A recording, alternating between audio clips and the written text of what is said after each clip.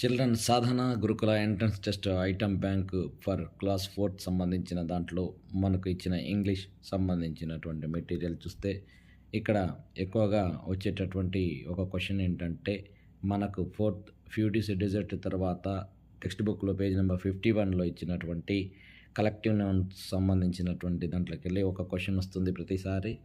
ఉదాహరణకు అందులో మనకు టెక్స్ట్ బుక్లో ఇచ్చింది చూస్తే అక్కడ ఏ గ్రూప్ ఆఫ్ గర్ల్స్ అని ఉంటుంది.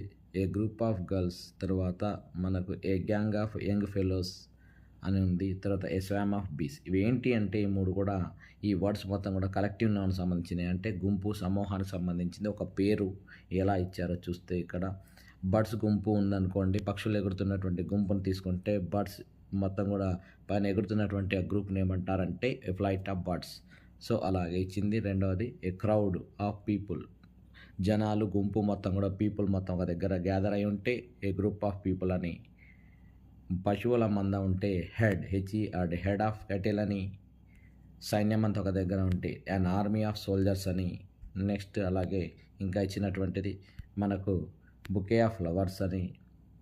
Next a flock of sheep, ఈ యొక్క గొర్రెల మందను మన ఫ్లక్ ఆఫ్ షీప్స్ అని. ఎఫ్ఎల్ఓసికి flock of sheep. A fleet of ships, ఇక్కడ తేడా ఏంటంటే షిప్స్ అంటే ఓడలు, షీప్స్ అంటే గొర్రెలు. షీప్ అంటే గొర్రెలు, ఇక్కడ షిప్స్ అంటే ఓడలు.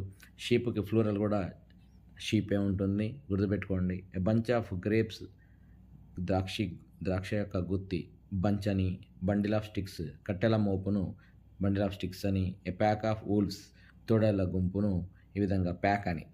సో అదొకసారి చూస్తే మరి చూడండి ఇక్కడ పట్టికలో బర్డ్స్ కలెక్టివ్ నౌన్ ఏమవుతుంది? Flight, sheep flock, wolfs pack.